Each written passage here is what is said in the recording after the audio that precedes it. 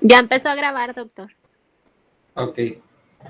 Hola, buenas noches, estimados alumnos. Vamos a dar inicio a la sesión síncrona número 3 de la asignatura Estrategias de Aprendizaje en Línea, correspondiente al 26 de agosto de 2021.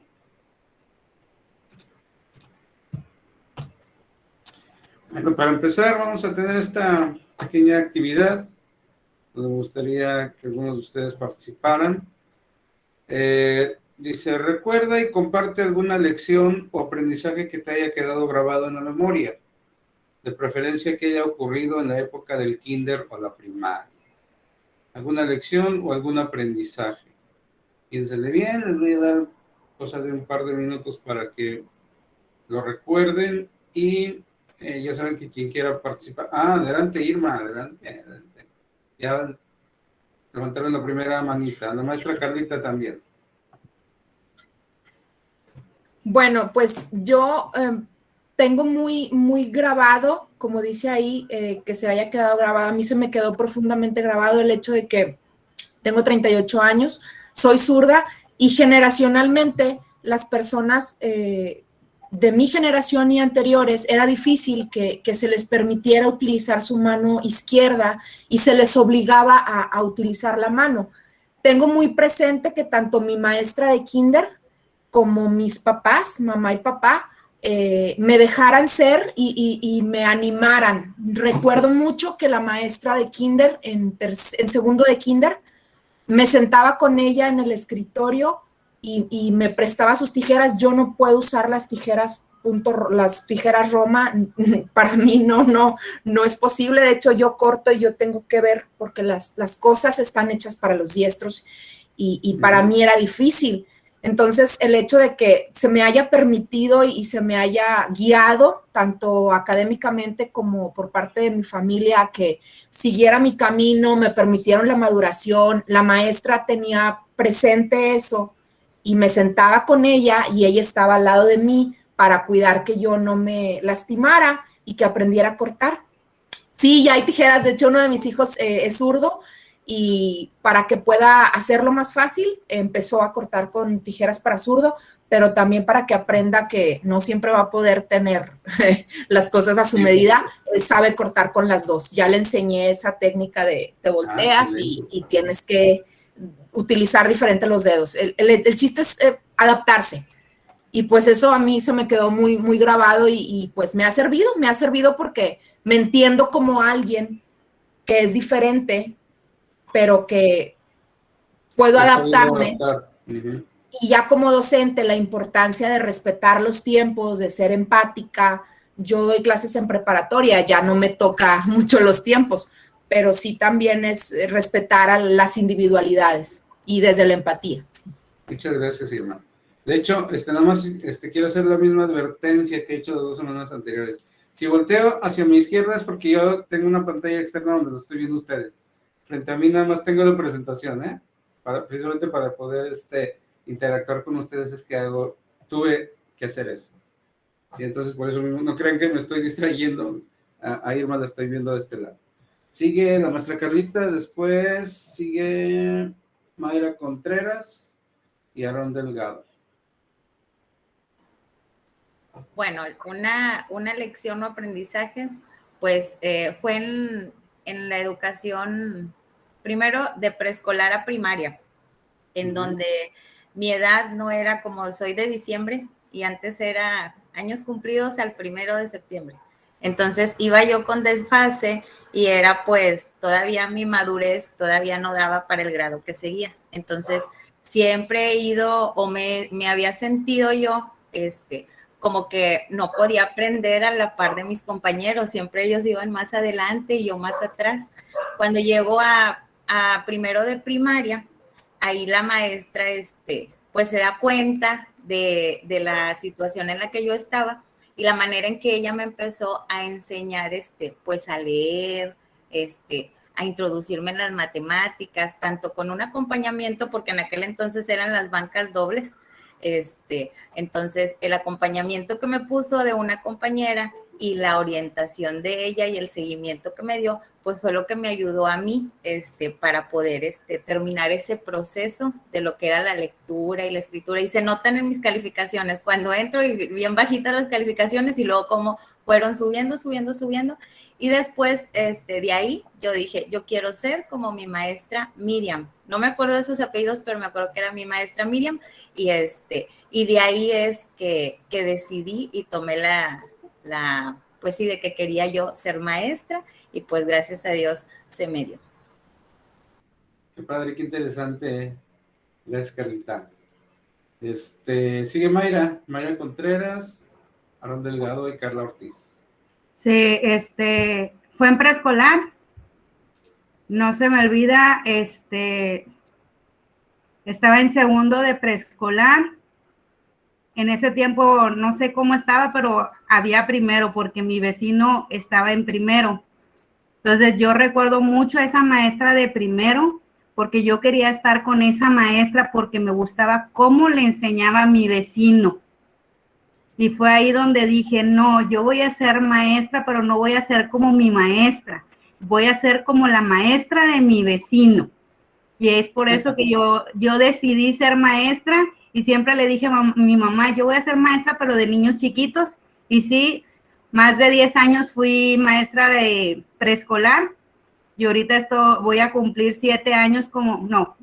8 años como maestra de primaria. Wow. No, muchas gracias. Aarón, por favor. ¿Qué tal? Buenas noches. Hola. En quinto de primaria me tocó un maestro, profesor Ángel. No sé qué pasó con él, ya después de que pasé a sexto, él lo cambiaron, lo reubicaron. Pero él habló sobre Pavlov.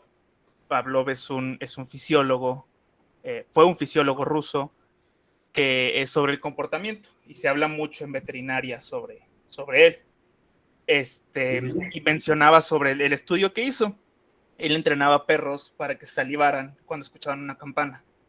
A mí eso se me hizo súper interesante y desde ese momento como que me involucré más en lo relacionado a animales con la ciencia, y hace 3 años terminé mi licenciatura de veterinario. Pero sí, condicionamiento, exacto. Es impresionante el trabajo que hizo y se sigue usando hasta la fecha, todos sus principios cuando fueron hace, yo creo que más de 100 años, una cosa así. Pero desde ese momento es lo que me acuerdo de mi primaria. Muchas gracias, Aarón. Padre historia. Carla Ortiz. Chamos. Buenas noches. Buenas noches. ¿Sí me escucho bien? Sí, adelante. Yo es una experiencia negativa. Estaba en primero de primaria y pintábamos un paisaje y yo pinté un árbol y le puse a las hojas, las puse rojas, y me acuerdo que mi maestra me regañó mucho y me dijo, no, ¿qué te pasa? Los árboles no tienen hojas rojas, son verdes. Pero obvio, yo había visto un árbol que tenía hojas rojas, o sea, era un árbol, no sé cómo se llama, pero sus hojas son rojas. Y la maestra me regañó por el ciruelo, ¿será? pintado, y ahí pues a veces que de las ideas o lo que nosotros tenemos previo de conocimiento, ¿verdad? Que a veces tenemos. Sí, y también tenemos ciertas experiencias como negativas que mi micrófono me ha estado fallando. marcadas o grabadas. ¿Sí te escuchas bien, Carla? Sigue Alejandra de León. Y, ay Dios. A ver, voy a ver si te veo bien. Adelante, Alejandra. Buenas noches. Pues yo también ahorita me acordé de una experiencia negativa que tuve en la primaria. Bueno, primero lo bueno, de primero a tercero de primaria tenía una maestra, y era muy buena. A mí me gustaba mucho ir a la escuela, me gustaba mucho aprender. Claro que era una perica, pero esa maestra nos explicaba todo súper bien y era muy linda. pues hasta la fecha me acuerdo de ella y siendo que fue hace muchos años, ya era una maestra grande. Y en cuarto de primaria, ahorita me acordé cuando dijo la compañera, me acuerdo mucho que nos enseñaron las divisiones, creo en ese entonces enseñaban las divisiones en cuarto y unas multiplicaciones. Entonces nos habían encargado de hacer las multiplicaciones y yo había adornado los números. Les había puesto de que rollitos al 7 cuando inicia y así todo según yo bien bonitos. Y la maestra me regañó mucho. Bueno, primero hizo una entrada así como que muy, ay, ¿quién te dijo que los hicieras así, que no sé qué? Y yo así de que, pues yo los hice, a mí se me ocurrió. Y luego la maestra, pues está mal, ¿por qué los hiciste así? No los debiste haber hecho y que no sé qué, que la. Y yo así como que, simplemente es un número, yo era una niña, siento yo, no debió de haber actuado ella de esa manera, pero sí hay cosas que se quedan muy negativas y que ciertos maestros, pues, no sé si lo harán con, no sé, con qué motivos, pero que sí se quedan grabados en la memoria de los niños y que pues ahora sí que, no sé si eso de adornar y cosas así sea de que pues desde ahí ya se me veía viendo que iba a ser arquitecta o no sé, pero esa manera que tuvo la maestra como primero de taparlo para ver a ver si alguien me había dicho o influenciado de haberlo hecho así, y después de que azotarme en la cara de que estaba mal, pues sí se me quedó grabado. Y esa es mi Muchas experiencia. gracias, Alejandra. No, pues muy bien, muy bien, muy bien. Siguiente participación, a ver, es que está medio raro, dice, Moltolieta ci vediamo. No sé quién sea. Moltolieta ci vediamo, así es. Moltolieta es mucho gusto y ci vediamo nos vemos en italiano. Okay. Sí, bueno, mi experiencia en realidad está basada en una maestra alemana en mi carrera de traducción. Ella nos contó su historia, no la voy a contar porque es muy triste y muy larga, pero a raíz de su experiencia, yo aprendí de ella que no hay edad para estudiar, que siempre uno debe estar estudiando, no importa qué, pero debes estar estudiando lo que sea. Me acuerdo que ella dijo una frase que también la escuché una vez de mi papá, que decía, es mejor saber de todo un poco a ser experto en una sola cosa. Y cuando yo la conocí a esa maestra, ella estaba estudiando japonés. La señora tenía ya 80 años o más. Y cuando yo terminé mi carrera, ella estaba estudiando ruso. Entonces, yo de ella aprendí que se debe estar siempre actualizado. Y es algo que a la fecha sigo haciendo. O sea, no importa de qué sea, si sea la más mínima cosa, yo estudio. Muchas gracias. Qué bonita historia. Bueno, sí. Bueno, gracias a todos los participantes. De hecho, esta actividad tiene una razón de ser. El día de hoy vamos a trabajar o vamos a comentar lo que es el aprendizaje significativo. Porque hay historias o, como después, lecciones o aprendizajes que se nos quedan grabados. Porque hay cosas que aunque pasen 10, 20, 30, 40 años o más, siguen guardados ahí en nuestros recuerdos, en nuestra memoria.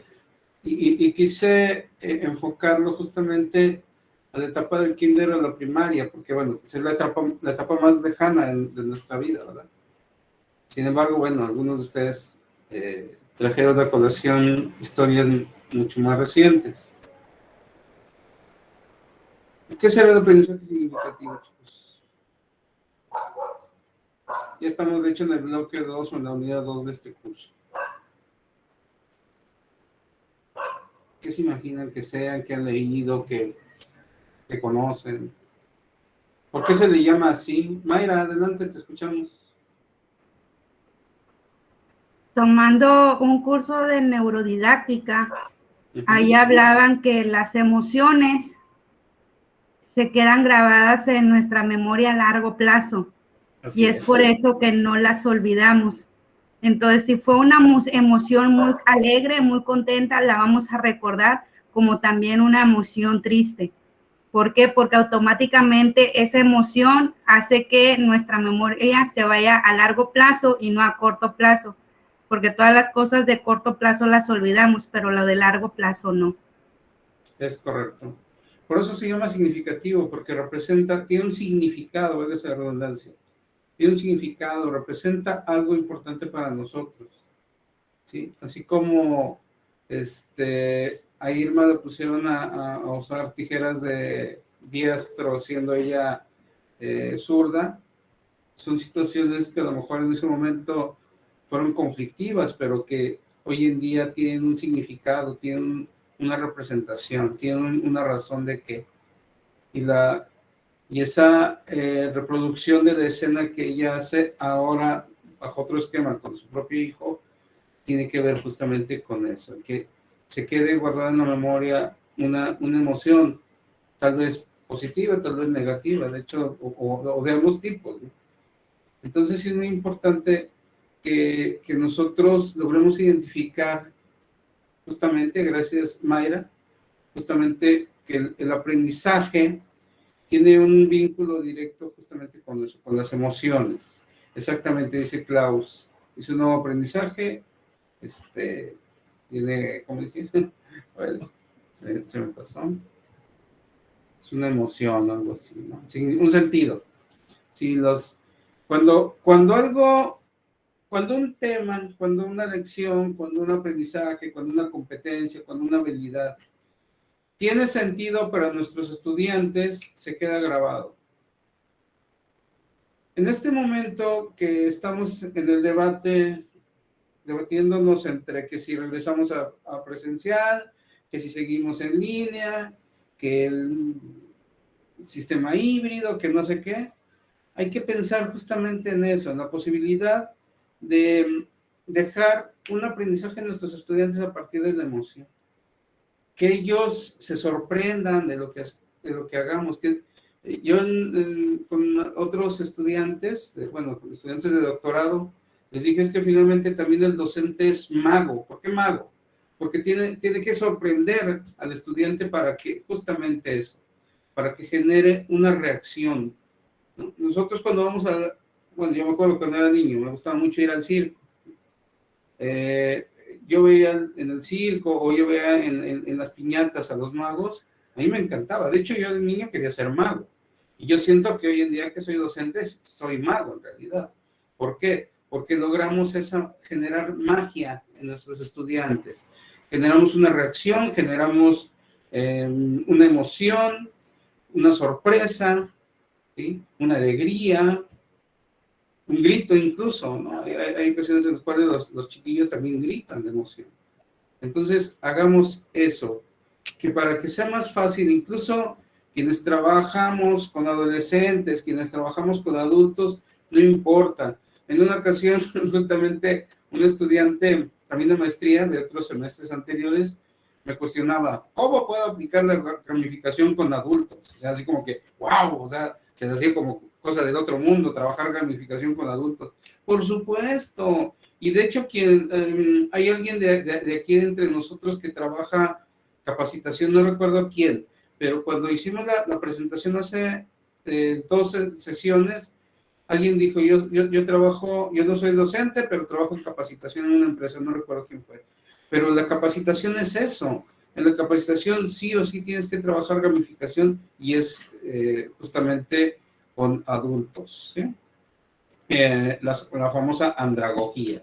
¿Sí? Quien quiera trabajar con adultos, la andragogía justamente es la técnica didáctica que se encarga de eso, del aprendizaje de los adultos, ¿no?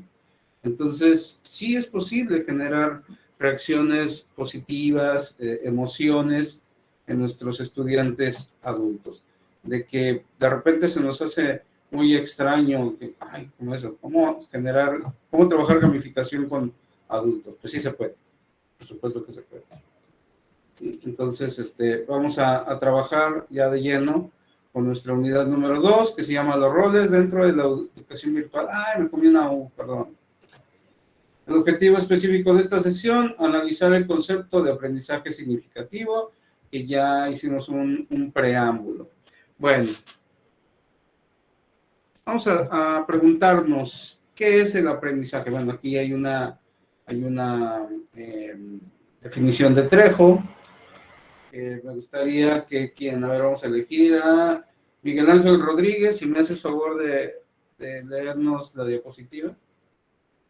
¿Qué es el aprendizaje? Sí, es el proceso de asimilar experiencias que modifican de forma visible el conocimiento o habilidades de la persona. De acuerdo con tu propio conocimiento y experiencia, ¿cómo pudieras interpretar esta definición de aprendizaje? O si tienes otra diferente, otra idea de aprendizaje, adelante, bienvenida también. ¿Qué sería el aprendizaje, Miguel? El aprendizaje,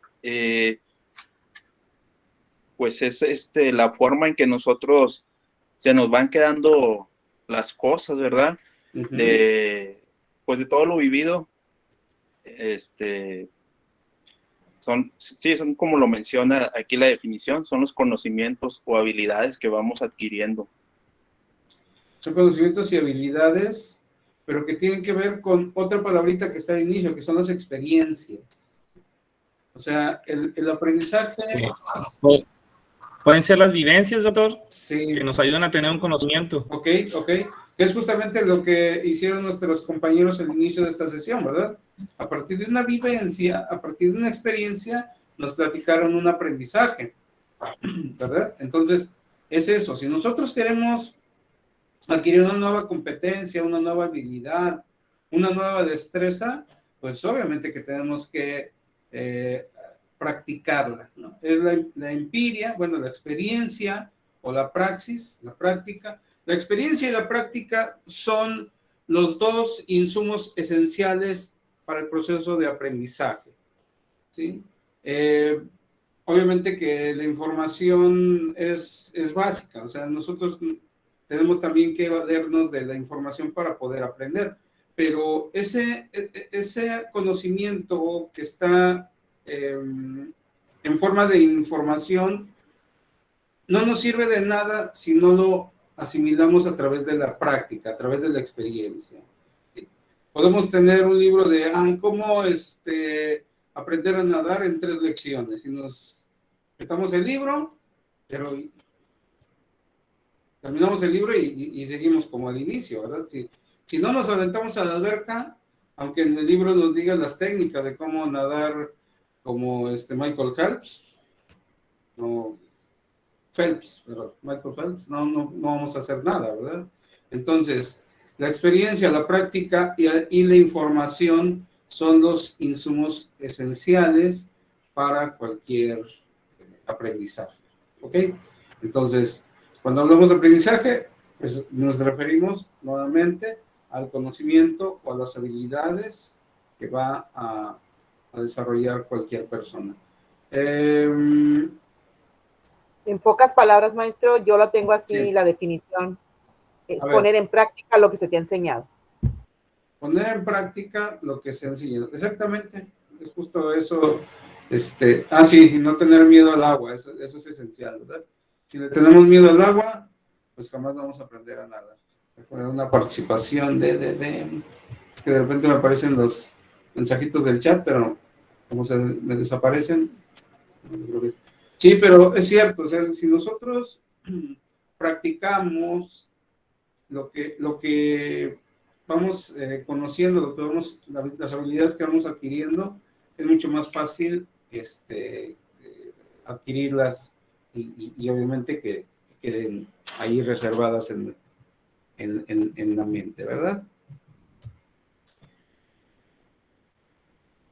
Vamos a dialogar un poquito con Lev Vygotsky, ruso. A ver, le voy a pedir a ¿quién? Carlos Salazar. ¿Qué nos dice Lev Vygotsky sobre el aprendizaje social?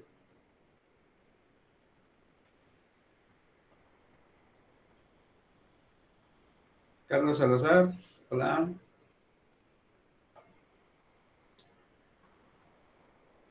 Está, pero no está. Valeria Rocha. Aprendizaje social, Vygotsky. El aprendizaje depende de la interacción con el entorno. Siempre existe una diferencia entre la habilidad que tengas en este momento, que es zona de desarrollo actual, y la habilidad real que puedes alcanzar en zona de desarrollo próximo. Nosotros tenemos, según Vygotsky, dos momentos o dos estadios del aprendizaje. La zona de desarrollo actual y la zona de desarrollo próximo. Que es, bueno, ahí los puse con esa imagen, ¿no? O sea, el punto A y el punto B.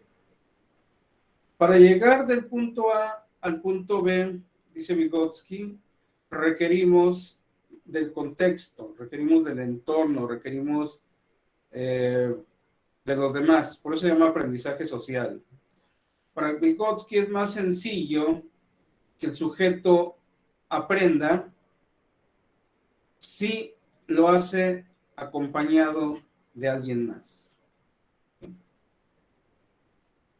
Entonces, la zona de desarrollo actual, pues es el conocimiento que tengo en este momento.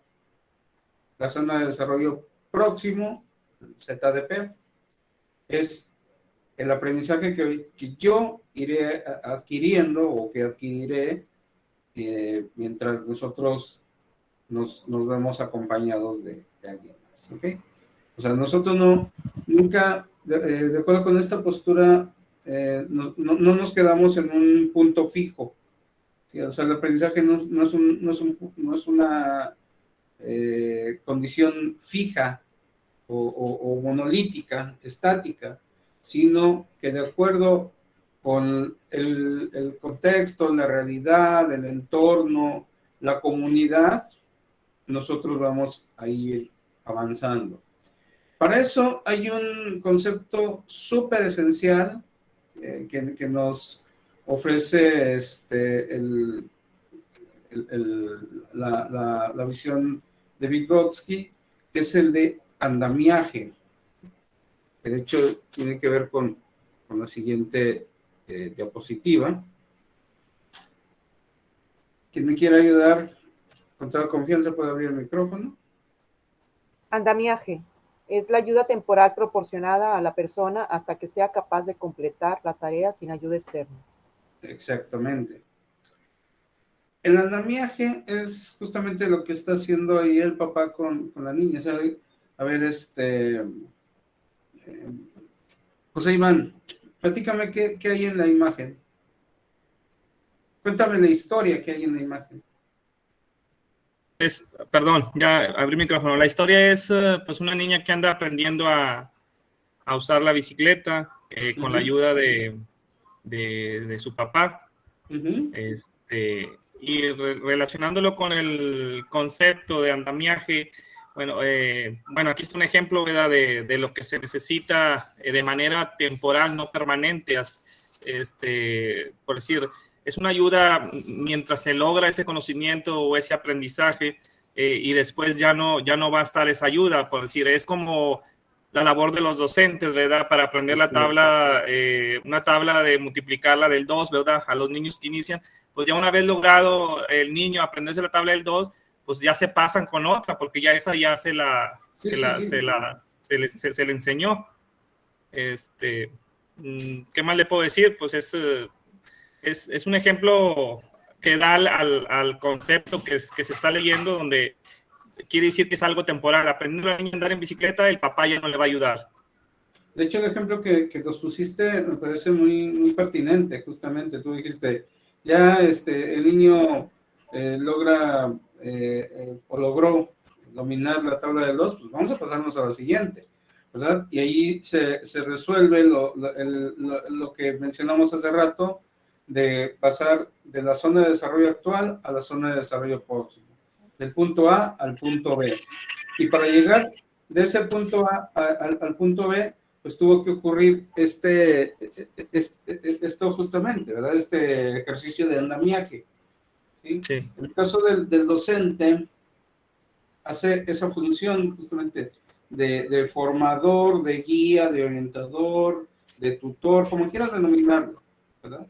En el ejemplo de la imagen del papá y la niña, pues el papá justamente es el guía, el orientador, etc. Entonces nosotros tenemos esa función múltiple con nuestros estudiantes, de orientarlos, de encauzarlos, de acompañarlos, ¿sí? De hecho, este término de acompañamiento a mí me gusta bastante, ¿sí? Porque en realidad lo que estamos haciendo con el estudiante es eso, llevarlo, guiarlo, orientarlo por el sendero, ¿verdad? Es decir, sabes que mira, si vas a practicar tal situación, pues mira, este es el camino. Pero hay que dejarlo, pues, o soltarle de la mano cuando nosotros identifiquemos que ha dominado la habilidad. Cuando el estudiante domina la habilidad, es el momento justo de dejarlo nadar por sí mismo. Hablando hace rato que dije que cuando aprendemos a nadar, ¿verdad? Ya hay que soltarle y hay que quitarle los flotadores y dejarlo que solito se vaya en la alberca. Doctor, Sí, adelante. otra vez soy yo. Cuando vimos a los diferentes Vygotsky, Ausubel, todos ellos, en la normal, la maestra nos ponía el ejemplo de ella, que ella nos iba a agarrar de la mano y cuando nosotros tuviéramos las herramientas necesarias, adquiriéramos los aprendizajes, ella nos iba a soltar. Que es lo mismo que está diciendo usted del docente que forma, ¿verdad?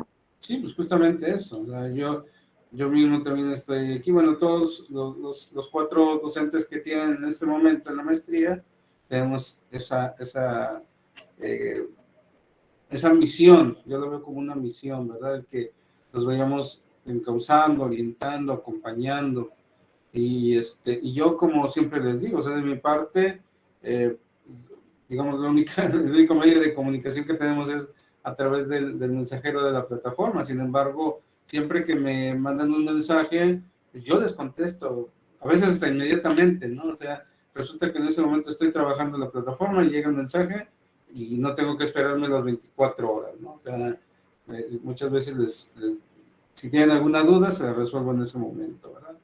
Entonces, sí, o sea, el tutor, el docente, el formador, el orientador, el guía, como queramos denominarnos, tenemos esa capacidad o esa posibilidad, ¿no? De ir encauzando a los estudiantes. Y como les dije hace rato, cuando les dije, la gamificación no es exclusiva para los adultos, pues aquí lo mismo, el andamiaje no es exclusivo para los niños, ¿verdad? Bueno, en el ejemplo está la niña con el papá, pero esto que estamos haciendo en este momento es un proceso de andamiaje a nivel de maestría, donde ustedes también cuentan con mi apoyo de manera incondicional. Ya saben que en lo que yo les puedo apoyar, y si está en mis manos, con todo gusto y con toda confianza. ¿Algún otro ejemplo de andamiaje? Se lo voy a pedir a Vidala Espinosa.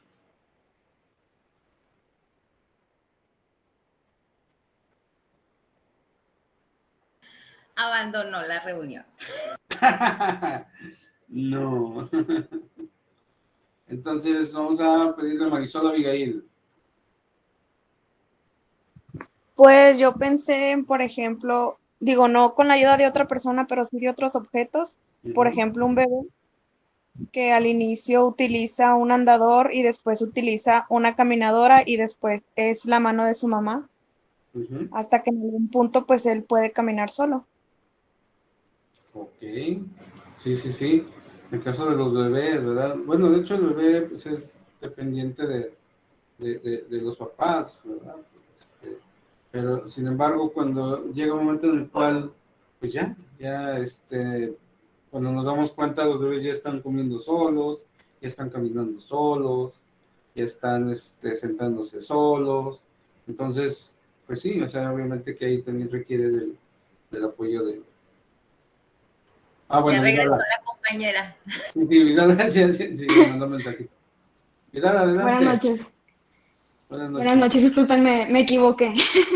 No, Pero sí, justo estaba pensando en un ejemplo.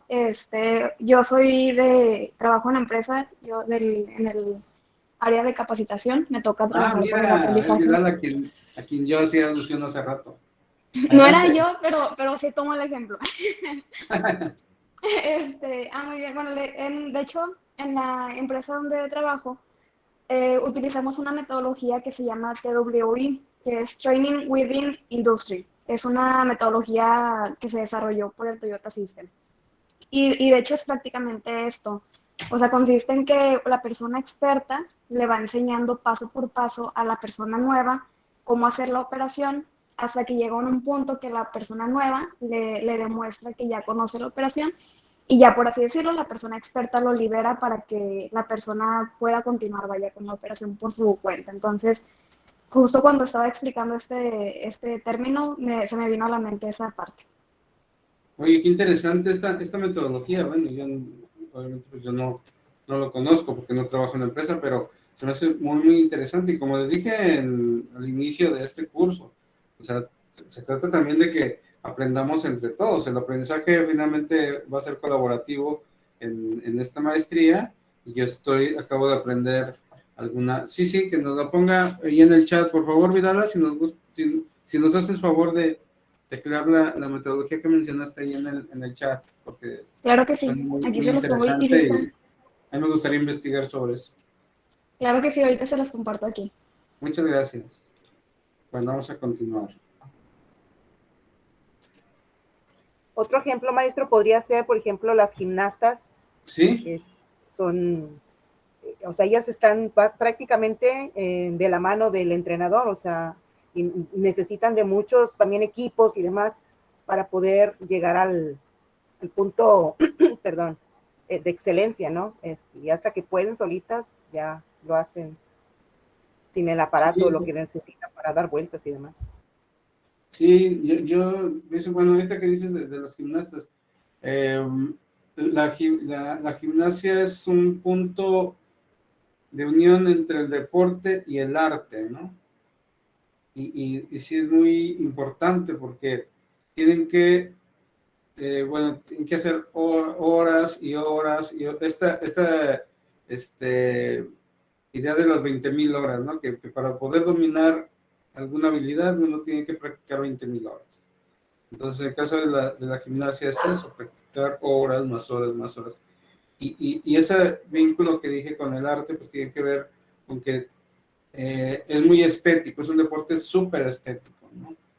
Así como es preciso, es estético. Entonces, sí, no nada más es practicar y que domines toda la cual técnica, sino que debe de haber perfección en todos los sentidos, ¿no? Y muy buen ejemplo. Bueno, pasamos con otro autor, otro teórico, es Sausbell, y él nos habla justamente del aprendizaje significativo, que bueno, es el tema general de esta charla. Y me gustaría que me apoyara Iris Garza a leer esta diapositiva, por favor. Y si puedes interpretar lo que dice el texto, te lo agradeceré.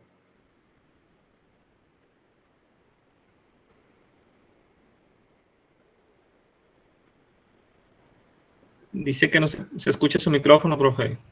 No escucha el micrófono. No funciona. Erendira Salazar. ¿Cómo reforzar el aprendizaje progresivo? Sí, tiene que ver con eso. Erendira Salazar, por favor. Sí, dice, el nuevo conocimiento está relacionado de forma directa con el conocimiento previo. Es significativo porque tiene un significado para el aprendizaje. El aprendiz. Sí, perdón, para el aprendiz. Sí, perdón, para el aprendiz. No hay ningún problema.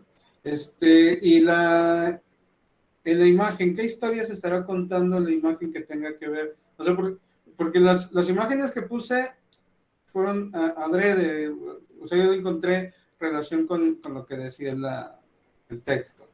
Pero ¿qué historia estaremos contando con esa imagen y que tenga que ver con el aprendizaje significativo? ¿A sumar?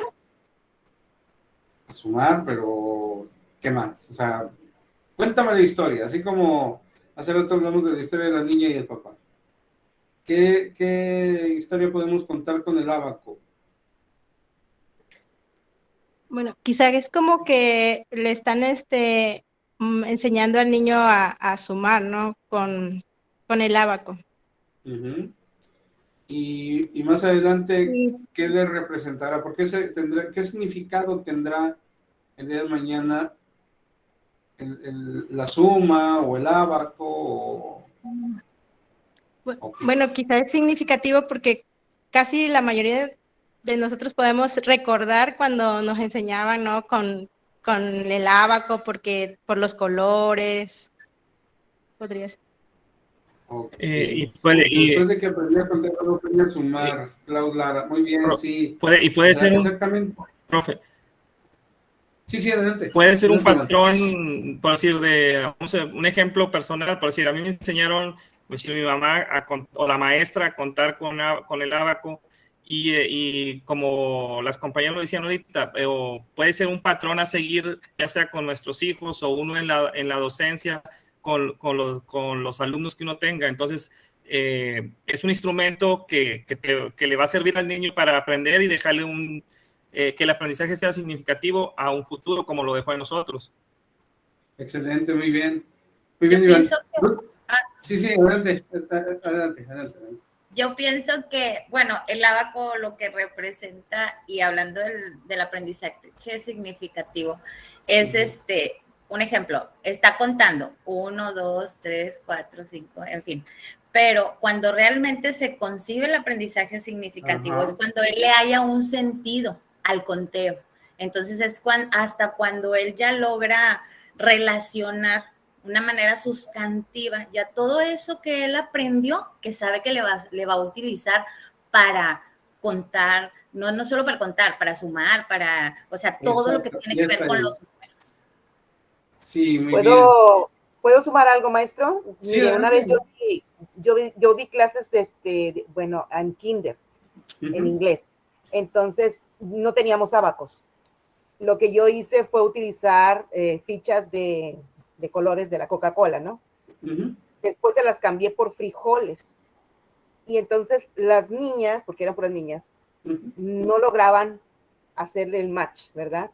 Entonces, a eso se refiere la maestra lo que está diciendo. O sea, que cuando tú ya tienes la habilidad de contar, es que ya en cualquier otro patrón que encuentres, vas a poder hacer esa suma. Entonces, lo volvimos a hacer otra vez con colores, con bolitas de papel, y lo volvimos a hacer otra vez con las fichas, y ya lo pudieron hacer. Y entonces después les traje, ¿cómo se llama? Las que usan pinzas para la ropa, también de colores, y ya lo podían hacer. Entonces, a eso se refiere. O sea, aquí el ábaco por eso es de colores.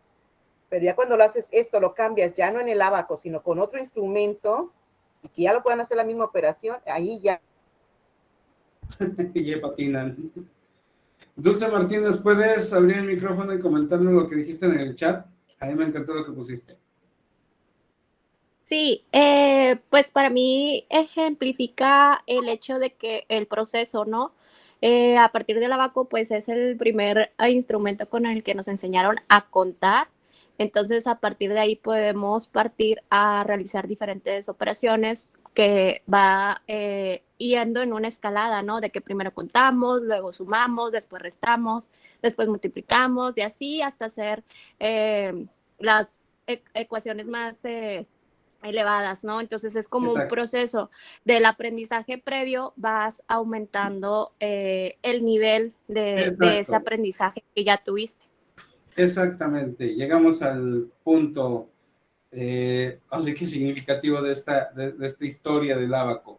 Sí, precisamente, digamos que la base, la raíz es el conteo, ¿verdad? Y eso se adquiere justamente en preescolar. El conteo se adquiere, se domina, pero es, bueno, después el ejemplo del ábaco es que cuando empezamos a sumar, o sea, la suma es la base para todo lo demás, para todas las demás operaciones básicas y no básicas, ¿no? Incluso para más de mayor nivel, así como lo dicen, ¿no? Entonces, el aprendizaje significativo tiene que ver con eso, con que a partir del aprendizaje que tenemos, que bueno, ya hablamos que se adquiere a través de la experiencia, vamos aumentando el nivel más, de tal manera que, como se los dije en el caso de Vygotsky, el aprendizaje no es una situación estática, no es una situación monolítica, ¿sí? Sino que sí o sí vamos a ir adquiriendo más conocimiento, vamos adquiriendo, a partir del significado que tiene el aprendizaje anterior o previo, vamos a irlo adquiriendo, perdón, vamos a ir sumando, vamos a ir elevando nuestro conocimiento y nuestros niveles, ¿no? Entonces es muy importante que tomemos en cuenta siempre los aprendizajes básicos, ¿sí? O sea, todos los aprendizajes que adquirimos en el kinder, en la primaria, en la secundaria, son súper básicos para que más adelante, cuando estudiamos una carrera profesional, nos remitimos a eso. La mayoría de las veces ya de manera inconsciente, ya no es decir, esto sí lo vi en el kinder, esto lo vi en la primaria. Por eso fue que partí con esa actividad al inicio, ¿no? O sea, los aprendizajes que adquirimos en el kinder y en la primaria son súper básicos, porque ahorita lo recordaron, porque son para ustedes, tienen un significado. El hecho de que los 10 compañeros que participaron hace rato nos trajeran a colación esas historias, es porque todas ellas tienen un significado en su propia vida. Mayra Contreras, te escuchamos adelante. ¿Tienes apagado el micro? Bajé la mano y no prendí el micro.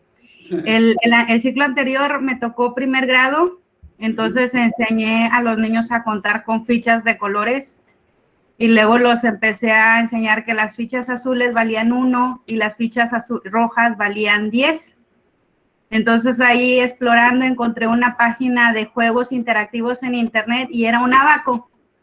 Entonces los pongo para favorecer el conteo, pero ya tenían bien mecanizado que la ficha azul vale 1 y la ficha roja vale 10, que me querían decir la cantidad. Por ejemplo, si eran 5 fichas rojas y 4 azules, no me decían 9, sino me decían 54. Wow. No. Sí, porque, bueno, en ese caso, pues, sí es poco a poco ir subiendo el nivel. ¿Sí? Pero bueno, muy buen ejemplo, el uso de las fichas de colores y volvemos a lo mismo. O sea, nuestro abaco pueden ser las fichas de la lotería, pueden ser los frijoles, pueden ser, como dice usted, las taparroscas estas de la coca. O sea, la técnica puede variar, ¿no? O sea, no necesariamente el abaco, además que puse el ejemplo del abaco precisamente para mencionar eso, ¿no? Que a raíz del conteo es que adquirimos la habilidad de la suma y de la habilidad de la suma ya viene todo lo demás, se desencadena. Cindy Padilla, por favor, coméntanos lo que dijiste en el chat. Está muy padre lo que dijiste. ¿Sí me escuchan? Sí. Sí, profe, le comentaba que los conocimientos previos para nosotros los maestros son muy importantes porque creo que es de ley de que cada que vamos a iniciar un ciclo escolar debemos de hacer como un diagnóstico de los niños para saber cuál es el conocimiento que tienen ellos y en base a lo que ellos saben o lo que conocen, empezar a trabajar. Sí, entonces siempre es muy importante que nosotros partamos en este caso del diagnóstico, ¿no? De hecho, en las próximas semanas quienes vamos a empezar a trabajar ya el próximo ciclo escolar, tendremos que aplicar el diagnóstico para identificar cuáles son los conocimientos que tienen nuestros estudiantes, ¿verdad? Irma, te escuchamos. Pues es nada más acuñar lo que dijeron ya mis compañeras y alguien por ahí, algún compañero, doctor.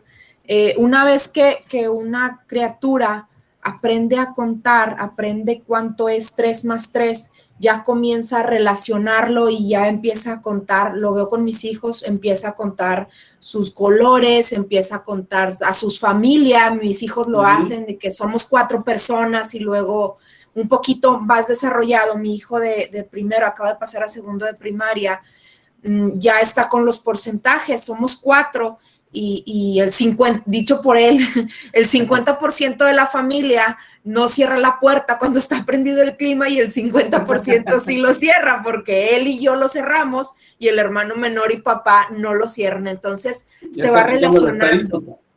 Exactamente, él va relacionando todo lo que él vivencia con la suma y así sucede con todos los aprendizajes que se van aplicando al entorno si son lo suficientemente significativos.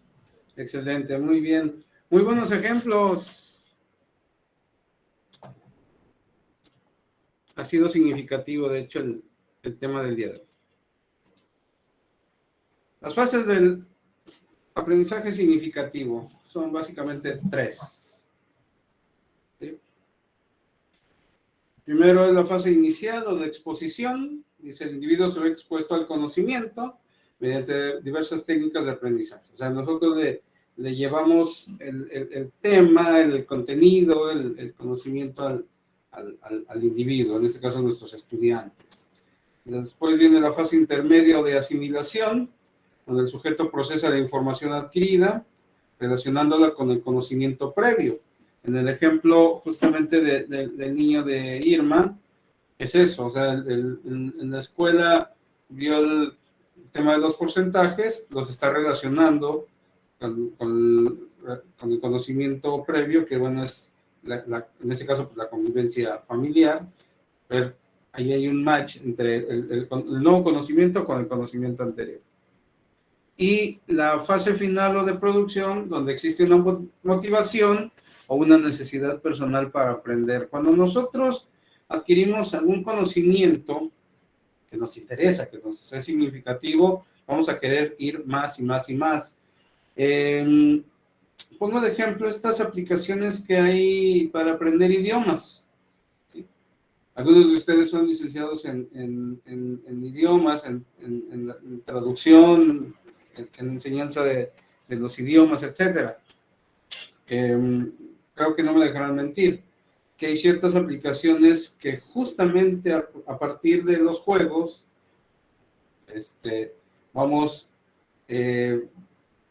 aprendiendo nuevas palabras, nuevas frases, situaciones, y es eso, nos vemos motivados a que más. Esta aplicación Duolingo, justamente incluso te manda notificaciones, ¿no?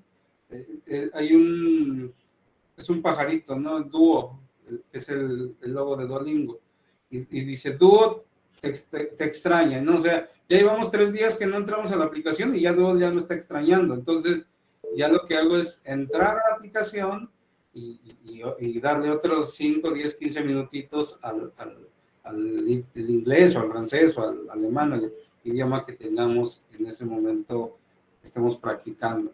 Entonces, si nosotros le damos una utilidad práctica al conocimiento, si la relacionamos con alguna situación anterior y eso nos va motivando a adquirir más y más y más aprendizaje, eso obviamente que va a desencadenar que el día de mañana, bueno, hablando de los pequeños, cuando los pequeños sean adolescentes, sean adultos, pues en automático van a querer adquirir el conocimiento.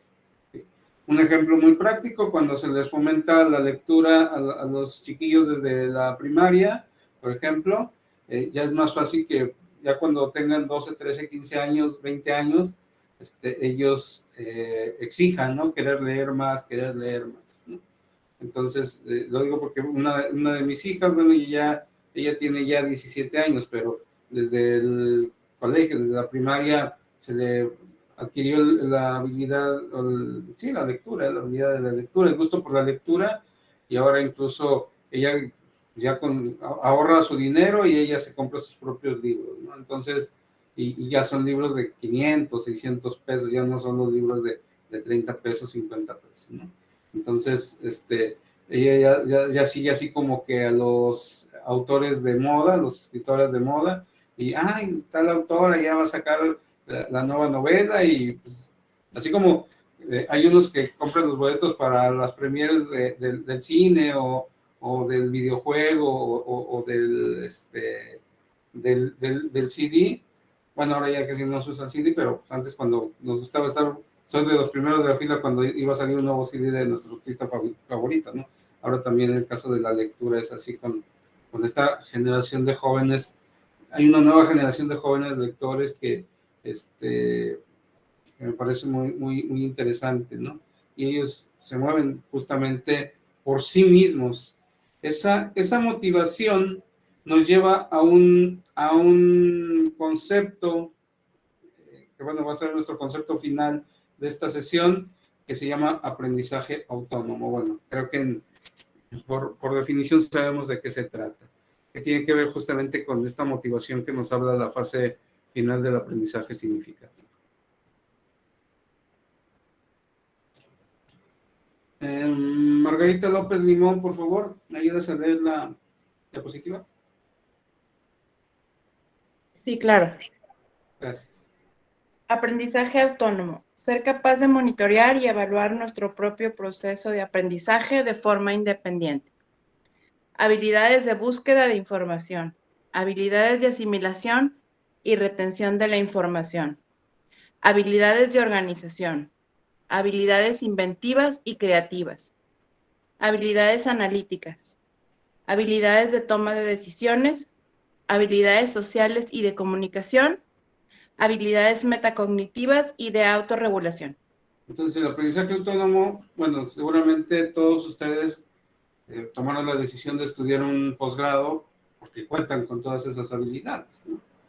Y más si ustedes eligieron estudiar en una universidad online, ¿no? O sea, el estudiante en línea, como en la unidad 1 se vio, pues debe tener estas habilidades justamente, ¿no? El estudiante en línea es un estudiante autónomo, independiente, con habilidades de investigación, con habilidades de analíticas, de organización, ¿no? Que ustedes organicen sus tiempos, que sepan de qué hora a qué hora pueden estar leyendo los textos o haciendo las tareas, etcétera, ¿no? Entonces, sí es muy importante recapacitar, pues, en todas estas habilidades y ver si realmente, yo afirmo que todos ustedes deben de tener estas habilidades. Las habilidades metacognitivas y de autorregulación. La metacognición, ¿sí conocen este término?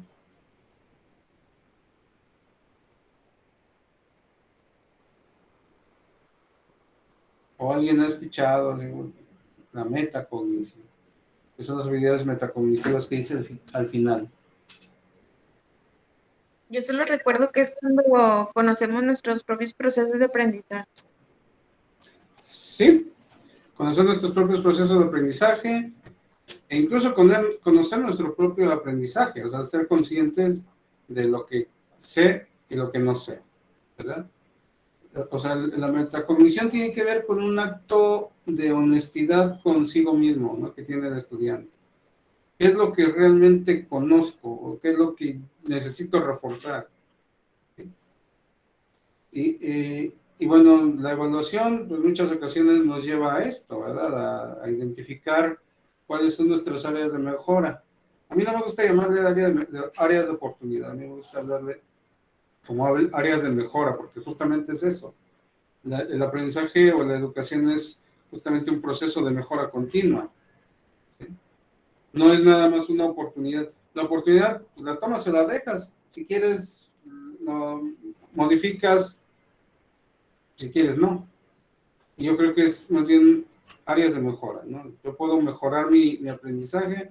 Si el docente en la retroalimentación me dijo que me hace falta reforzar o utilizar mejor el formato APA, bueno, pues le voy a machetear el formato APA, ¿no?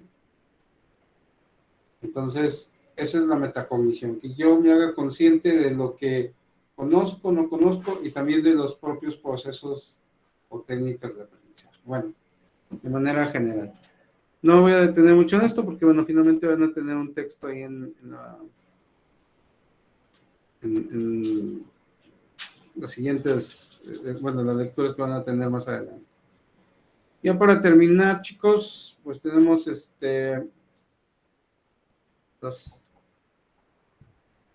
estos anuncios, la fecha de cierre de las actividades de la sesión 3. De hecho, bueno, en esta ocasión no les mandé correo, pero bueno, ya está publicada la actividad SCORM 4. que es aprendizaje significativo, conceptos básicos, que bueno, tiene que ver mucho con esto que acabamos de platicar el día de hoy. Y en la SCORM 5, pues tiene que ver con el aprendizaje autónomo, que lo acabamos de ver hace 5 minutitos, ¿verdad?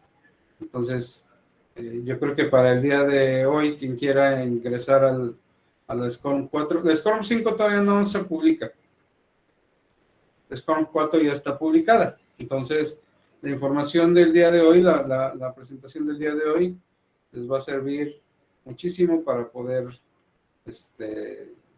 tener otro 100 con la actividad SCORM 4. Selene, no, pues gracias a ustedes también. Entonces, la fecha límite para estas dos... Sí, escucho. El material que nos acaba de mostrar va a estar disponible en recursos. Si quieren, se los publico, se los subo, no hay ningún problema. Igual, si les gustaría tener las presentaciones de las sesiones anteriores, con todo gusto, con toda confianza se los comparto. Pues no hay ningún problema. Sí, por favor. Gracias. Sí, claro. No se me preocupen, yo no tengo problema. René Redondo, hola. Igual, pues muy interesantes, ¿no? Digo, la clase la hicimos todos, ¿no? O sea, en realidad el tema está ahí, pero la clase la hicimos todos. O sea, yo agradezco. Una clase muy colaborativa. Sí, a mí me encanta trabajar de esta manera, ¿no? Yo les dije, el aprendizaje es colaborativo y entre todos vamos a aprender, se los comenté desde la primera sesión. La próxima sesión síncrona es el 9 de septiembre, igual a las 21 horas. Nada más a manera de información, pues todas las imágenes que ocupé están libres de derechos de autor y las encontré en ese sitio. Igual si ustedes, cuando quieran hacer sus presentaciones, requieren de imágenes libres de derechos de autor, pueden entrar a ese sitio. Igual si no se han suscrito a mi canal de YouTube, pues ahí está el código QR o el link en Bitly para que entren más fácilmente. Como quiera, esta presentación se los voy a compartir ahí en los recursos justamente. Yo creo que, bueno, a ver si, bueno, ahorita no creo que me dé tiempo de descargar la presentación para subirla a YouTube, pero no sé, tal vez mañana en la mañana me da tiempo de hacerlo y después de subir la grabación a YouTube, les comparto también la presentación ahí por la plataforma. Muchas gracias. Antes de que se me desconecten, regálenme una fotito. Es que nosotros nos piden justamente la evidencia de que dimos la clase. Sí necesito que enciendan su cámara, por favor. Para la foto para el Face. ¡Ay, qué guapos todos! Irma, Alejandra de León es la chica que citaste en tu comentario personal en la actividad Moodle 1. Es que sí, lo que pasa es que Irma recordó una situación que tú comentaste en la ocasión pasada, pero dice, es que no me acuerdo el nombre de mi compañera, es Alejandra de León, ¿sí? Ella te citó, Irma. Muy amable, doctor. Y para que, digo, honor a quien honor merece, el comentario de Alejandra, o los comentarios que nos ha dado Alejandra, digo, sin agraviar a todos los demás, pero también ha sido muy interesante. Digo, porque Irma te citó. ¿Sí? Bueno, no me apaguen la cámara todavía no tomo la foto, no es que quise aprovechar el momento emotivo para comentar lo que había hecho Irma en su actividad módulo 1. Espérame tantito, no se me vaya.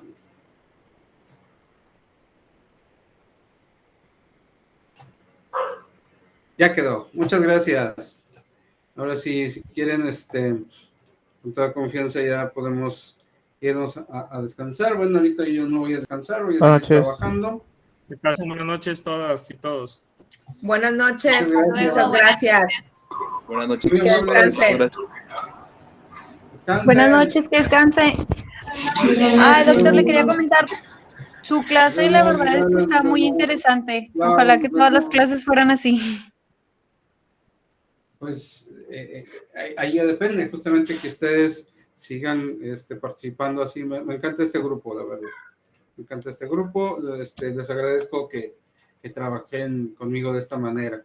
Igual, les recuerdo, cualquier duda, cualquier comentario que quieran hacerme a través del mensajero de la plataforma, con todo gusto y con toda confianza. Muchas gracias. Descansen. Descanse. Gracias. Gracias. Bye. Buenas noches. ¿Y la otra que te sale?